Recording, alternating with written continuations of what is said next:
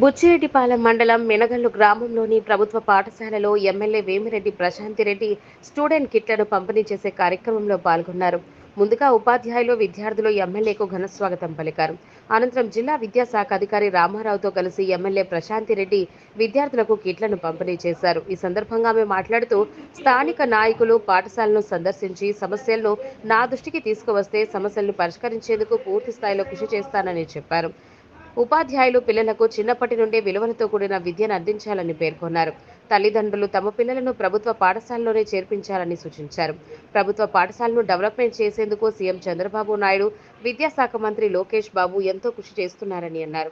ఈ కార్యక్రమంలో సర్పంచ్ పూజిత, శ్రీనివాసులు, శేషయ్య, టీడీపీ నాయకులు సూరా శ్రీనివాసులు రెడ్డి, గోవర్ధన్ రెడ్డి, జొన్నవాడ ఆలయం మాజీ చైర్మన్ సుబ్రహ్మణ్యం నాయుడు, రాము, ఎంఈఓలు దిలీప్, రత్నం తదితరులు పాల్గొన్నారు.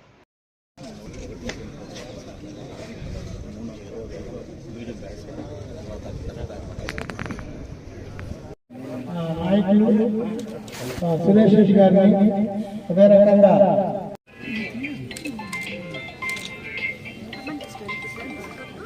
కాబట్టి పిల్లలకి ఈ ఉద్దేశించి నెక్స్ట్ జీ మనీష్ ఓకే చూడు పిల్లలకు రావడం ఇంకేం పెట్టుకుంటుంది తీసుకోవాలా.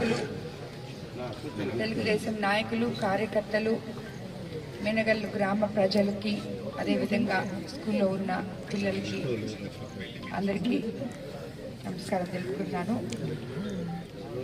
ఈరోజు నిన్నటి నుంచి యాక్చువల్గా నిన్న కోవూరులో ఈ బ్యాగులు పంపిణీ ఒక స్కూల్లో స్టార్ట్ చేయడం జరిగింది. సో దాని తర్వాత ఒక మండలంలో ఇస్తే సరిపోదు, అన్ని దగ్గరలో ఇవ్వాలని చెప్పి మా నాయకుల కోరిక మేరకు ఈరోజు బుచ్చిరెడ్డిపాలెంలో కూడా ఇవ్వడం జరిగింది. మధ్యాహ్నం నుంచి ఇందుకూరుపేట.